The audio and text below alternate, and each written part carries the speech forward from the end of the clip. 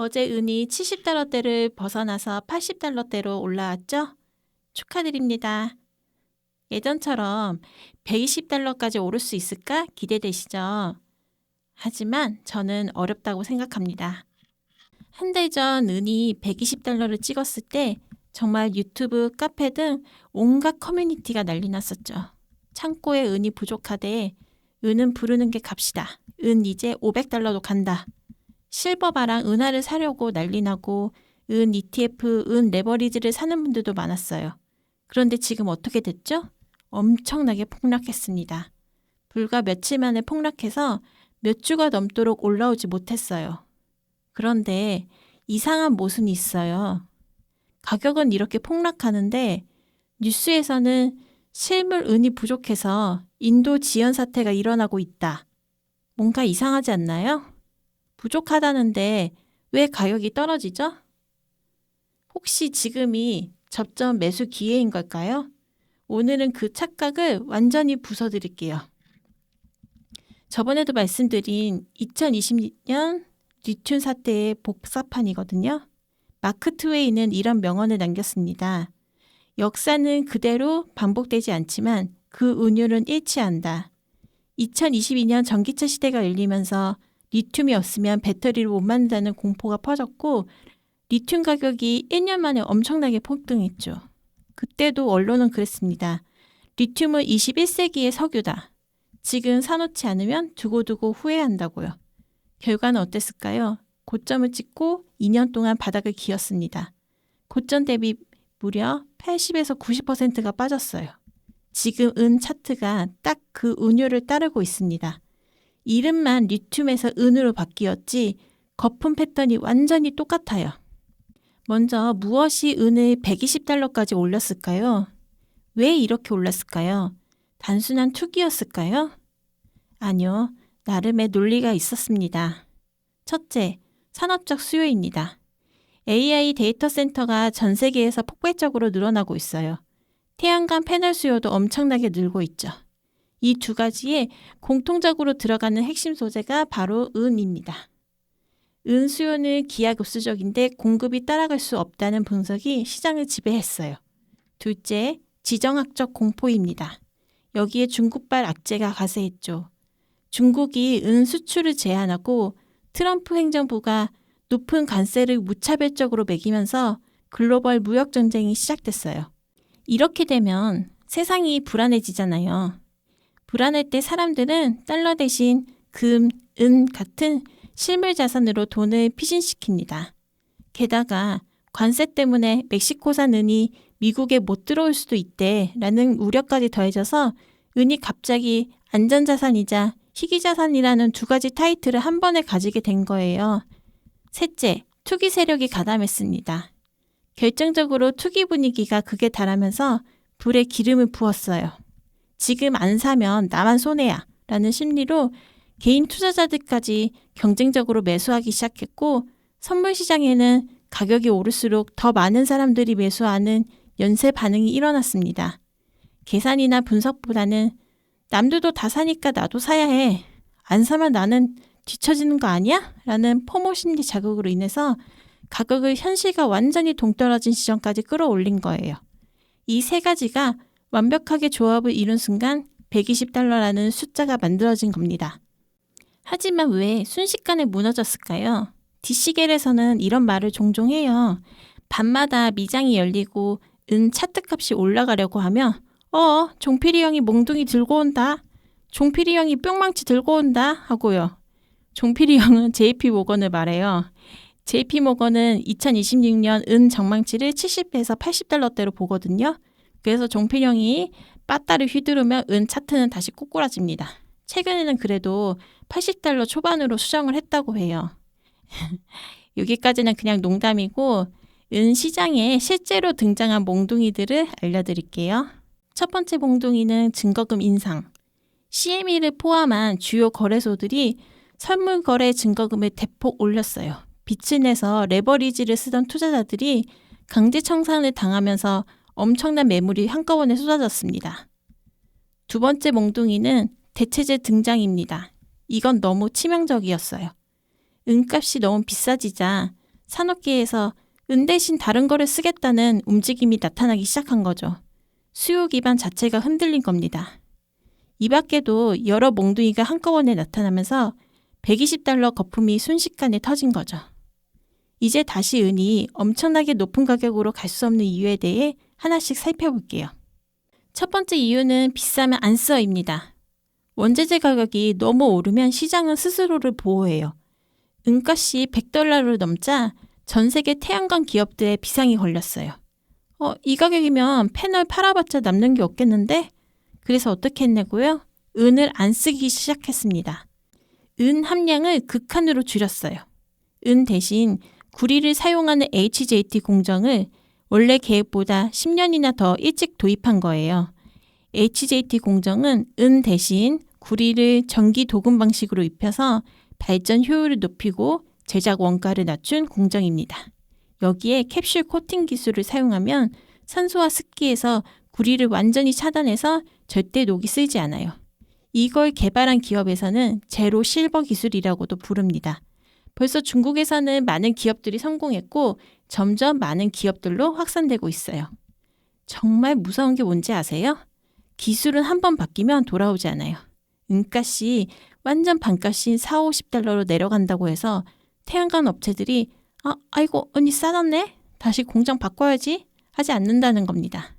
이미 효율적인 대체 기술을 쓰고 있는데 굳이 가격 변동성이 심한 은으로 돌아갈 이유가 없거든요. 결국 은은 자기 몸값을 올렸다가 자신의 가장 큰 고객을 영원히 쫓아내버린 셈이에요. 두 번째 이유는 좀비 광산의 부활입니다. 은 투자를 하시는 분들이라면 이제 상식인 얘기죠. 은은 다른 광물을 캘 때 나오는 부산물이니까 가격이 올라도 공급이 빨리 못 늘어나요. 이 말은 투기 세력이 가장 좋아하는 말입니다. 반은 맞고 반은 틀렸습니다. 맞는 부분부터 말씀드리면 실제로 은의 약 70%가 구리, 납, 아연, 금, 광산에서 캘 때 덤으로 나오는 부산물이에요. 그럼 나머지 30%는 어디서 나올까요? 은만 전문적으로 캐는 은 전용 광산이 엄연히 존재합니다. 멕시코의 프레스넬로, 미국 알래스카의 헤클라 마이닝, 페루의 부에나 벤투라 같은 곳들이 있어요. 사실 수많은 은 광산들이 은 수요도 없고 인기가 없다 보니까 수지 타산이 안 맞아서 절반만 돌리거나 문 닫은 곳이 많았어요. 새로운 은 광산 개발도 안 했고요. 그런데 은 값이 100달러를 넘자 분위기가 완전히 바뀌었어요. 새 광산을 만들 시간은 없지만 기존에 있던 광산들이 가동률을 한 번에 최대치로 올려버린 거예요. 헤클라 마이닝, 럭키 프라이데이 광산은 2025년 역대 사상 최고치의 은을 생산했어요. 부에나 벤투라 또한 2025년 9월부터 풀 생산 체제에 돌입했습니다. 기존에는 채산성 맞추면서 적당히 캤는데 은가스를 이렇게나 많이 쳐준다니까 야근에 특근까지 하면서라도 최대한 퍼내는 거예요. 그리고 아직 제대로 개발하고 있지 않던 광산들도 2027년부터는 생산이 가능하도록 시설 정비를 시작했다고 해요. 투기 세력은 선물 시장에서 수익 실현하고 빠져나가는데 이렇게 풀가동으로 쏟아내기 시작한 물량은 속도가 느려도 천천히 도착할 거예요. 앞으로 6개월에서 1년에 걸쳐서 이 물량이 도착하면 가격 꼭지점을 눌러내리는 악성 재고가 될 겁니다. 세 번째 이유는 일반인들 눈에 보이지 않는 공급인 해지예요. 가격이 엄청나게 치솟았죠. 광산 회사들이 또 무얼 할까요? 더 캐자도 맞지만 사실 더 중요한 건 지금 가격에 미리 팔자입니다. 이걸 해지라고 해요. 쉽게 말하면 이런 거예요. 광산 회사가 앞으로 2, 3년 동안 캘 은을 지금의 비싼 가격으로 미리 계약하는 겁니다. 왜냐하면 채굴 원가가 2, 30달러인데 100달러 가까이에 팔 수 있다면 얼마나 큰 이득이겠어요. 사실 삼성물산이 2025년 10월에 멕시코의 은 광산에 선지급을 하고 2년 동안 삼성에 우선 공급하는 계약을 맺었어요. 이 광산 또한 은 가격 하락과 채상성 악화로 생산이 중단되고 멈춰 있었던 좀비 광산이었어요. 그런데 삼성이 준 자금으로 복구와 재가동 프로젝트를 진행하고 생산이 시작되면 모두 삼성에게 주기로 한 거죠. 이런 은 광산이 한둘이 아닙니다.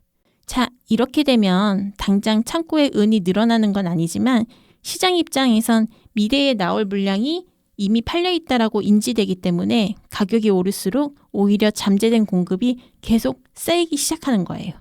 그리고 또 하나, 가격이 오르면 사람들도 가만히 있지 않습니다. 여기 들어오시는 은 투자자들처럼 이럴 때일수록 은을 모으는 분들도 있지만 오히려 이때가 목돈 마련할 기회다 하고 집에 있던 은수저, 은 액세서리, 은화, 실버바를 팔기 시작해요. 기업들도 그냥 쓰고 버리던 은을 재활용하기 위해 적극적으로 회수하고요. 가격이 높아질수록 시장은 자동으로 공급을 늘리는 쪽으로 움직여요. 그래서 원자재 시장에서는 비싸면 더 부족해진다가 아니라 비싸면 더 많아진다가 더 맞는 말입니다. 은도 예외가 아니에요. 네 번째 이유는 고점에 물린 사람들이 만드는 보이지 않는 천장, 바로 매물대입니다. 이제 가장 여러분에게 와닿을 인간의 심리에 대해서 이야기할게요. 은이 최고점에 갔을 때 실버바, 은하 사신 분들 많으시죠? 심지어 한 달 후, 두 달 후 수령도 기다리면서요. 지금 가격이 내려갔다고 해서 단순히 손해봤네 하고 끝나지 않아요. 이분들이 나중에 은 가격 회복을 막는 보이지 않는 천장이 됩니다. 생각해보세요. 주식이나 ETF는 버튼 하나로 손절이 가능해요. 그런데 실버바 은하는요. 김치 프리미엄에 부가세까지 끼고 사서 뒤늦게 들어오신 분들은 1kg 실버바 A가 앞자리가 6이 되어도 겨우 본전을 찾을까 말까예요. 지금 은의 김치 프리미엄이 얼마인지 아세요? 무려 24.8%입니다. 엄청나죠? 한국의 은 투기 열풍이 엄청나서 사려는 사람들이 많고 은 가격도 다른 날에 비하면 엄청 높아요. 직구 해보신 분들은 아실 거예요. 얼마나 가격 차이가 많이 나는지. 이렇게 비싸게 샀는데 쉽게 팔고 싶겠어요? 그래서 이분들 심리는 이겁니다. 저때 못 팔아. 본전 찾을 거야. 오를 때까지 기다릴 거야. 그러다가 가격이 더 나빠지거나 급전이 필요해지면 금은방이나 당근, 중고나라에 눈물을 머금고 팔아버립니다. 전문 주식 용어로 매물대라고 하는데 이렇게 $70에서 $120 사이 구간 전체에 손해보고 물려서 탈출하려는 사람들의 매물이 잔뜩 쌓여 있어요. 이 벽을 다 뚫고 $120를 다시 간다? 지난번보다 2배는 더 강력한 호재가 터지지 않는 한 불가능에 가깝지 않을까요? 자, 다시 처음 질문으로 돌아갈게요. 가격은 폭락하는데 왜 실물이 부족해서 인도 지연이다 라는 모순적인 말이 나올까요? 답은 간단합니다. 종이은은 인터넷이라는 빛의 속도로 움직이고 실물은은 트럭과 배로 움직이거든요. 은이 $120를 찍었을 때 공포에 질린 산업계열 투자자들이 주문을 대량으로 넣었어요. 그 물량이 지금 배송되고 있어요. 선물 시장은 마우스 클릭 한 번에 수조 원이 움직이지만 실물 은은 광산에서 채굴하고 재련소에서 정제하고 배에 싣고 항구에 도착해야 해요. 이 과정이 반년에서 1년은 걸립니다. 리튬 때도 똑같았어요. 리튬 가격이 떨어지기 시작했을 때 아이러니하게도 현장에서 당장 쓸 리튬이 없다라는 말이 나왔어요. 그리고 그 실물 부족 말만 믿고 들어간 개미 투자자들이 가장 크게 당했어요. 지금이랑 완전 똑같죠? 반년에서 1년 후 리튬 광산에서 새로 생산된 물량이 쏟아지자마자 분위기가 순식간에 반전됐고 창고에 리튬이 남아돌아서 어떻게 처리해야 할지 모르겠다는 기사가 나왔어요. 은도 똑같은 길을 가고 있습니다. 지금의 실물 부족 사태는 태풍이 지나간 직후에 오히려 더 크게 다가오는 파도와 같습니다. 이걸 너울성 파도라 해요. 태풍이 멈춰서 안심하고 바로 바다에 나간 배들이 이 너울성 파도에 뒤집어지는 사고를 가장 많이 당한다고 해요. 다시 마크 트웨인의 명언으로 돌아갈게요. 역사는 그대로 반복되지 않지만 그 운율은 일치한다. 2022년의 리튬, 2026년의 은, 이름만 바뀌었을 뿐 탐욕과 공포가 만들어낸 거품은 정확히 같은 리듬을 타고 같은 방식으로 무너지고 있습니다. 원자재는 결국 산업의 재료입니다. 재료값이 비정상적으로 비싸지면 세상은 반드시 그 재료 없이 사는 법을 찾아냅니다. 지금 $120 고점을 그리워하며 물타기를 고민하고 계신가요? 잠시 멈추고 과거의 리튬 정보를 찾아보세요. 그리고 기억하세요. 모두 부족하다고 소리칠 때가 사실은 가장 넘쳐나기 직전입니다. 오늘 영상이 여러분의 소중한 자산을 지키는데 도움이 됐기를 바랍니다. 단기 투자를 노리시는 분들에게는 이 영상이 도움이 되지 않을 수도 있지만 오히려 장기적인 투자를 생각하시는 분들에게는 이 영상이 시사점이 될 수 있기를 바랍니다. 다음에는 또 다른 흥미로운 얘기로 찾아뵐게요. 시청해주셔서 감사합니다.